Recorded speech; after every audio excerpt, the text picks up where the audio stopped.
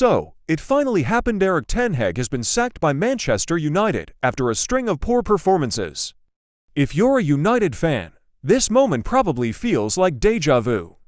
Another manager bites the dust, and here we are again, wondering what went wrong. Was it the players, the tactics, or just the curse of managing one of the biggest football clubs in the world? Let's dive into the whole saga and try to figure out why Ten Hag's reign ended in disaster. Ten Hag's first season in charge showed some promise. United finished in the top 4 and secured Champions League football, something that had become a bit of a luxury for the club in recent years. The team looked more organized, and there was a sense that Ten Hag was building something. He brought in some key signings, integrated young players into the squad, and instilled a more disciplined style of play. There were still issues, occasional lapses in concentration, inconsistent performances, but overall, it seemed like the club was moving in the right direction. The real collapse came in the second half of the season. United went on a terrible run of form, losing games they should have won, and getting outplayed by teams with far less talent. The Champions League campaign was a disaster, with United crashing out in the group stage.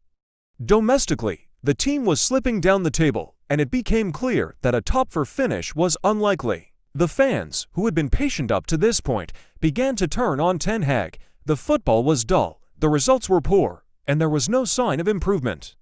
Social media was awash with calls for him to be sacked.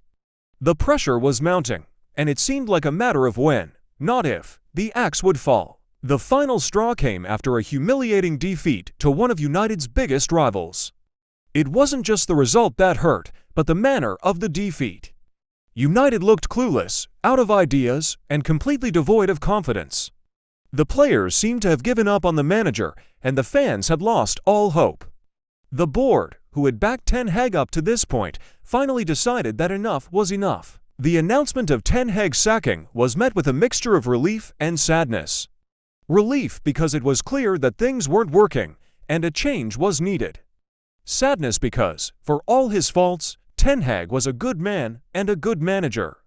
He had tried to turn things around at United, but the task proved too great. In the end, Manchester United will rise again. It might take time, it might take a lot of patience, but this is a club with too much history, too much pride, to stay down for long.